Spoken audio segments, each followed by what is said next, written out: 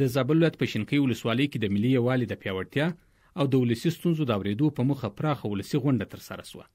یاده غونډه چې د زابل ولایت مقام په ځانګړي هدایت د سرحدونو، قومونو او قبایلو چارو ریاست تر چتر لاندې جوړه شوې وه.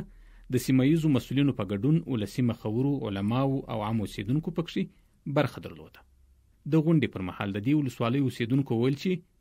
دوی د اعلی قدر امیر المؤمنین حفظه الله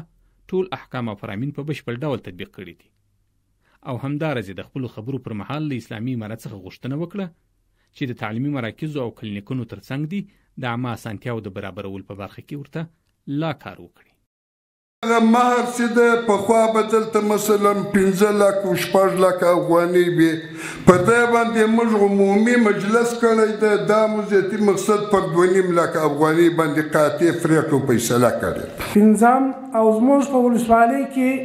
چې په روغاني کې هم او په سپیدار کې او هم د سیف په منطقه کې چې زموږ د ولسوالۍ څخه په لرې واټن کې پراته دي،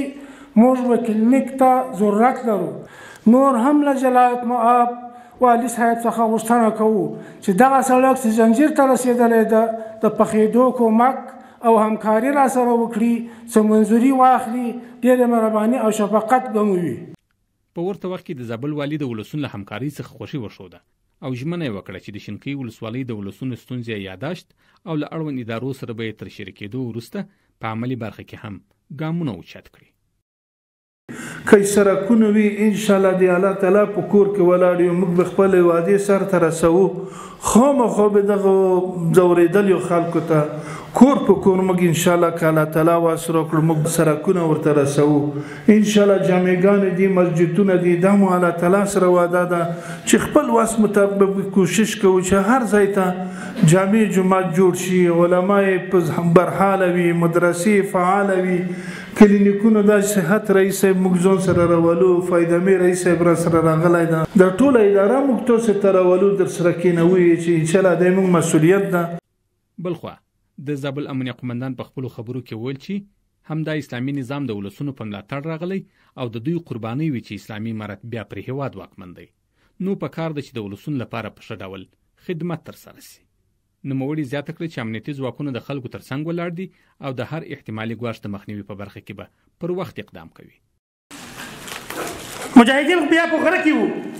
یا په یو ځای بل ځای وو، خو دا ولسونه وو چې ټولو کفارو ته په سپین ډګر او په سپین میدان باندې پراته وو. چپۍ ده په کور وه، زخمي کېدل دوی، شهیدان کېدل دوی، قرباني دوی ورکوله. زه ورته که تکلیف کې و دومره تکلیف نه و،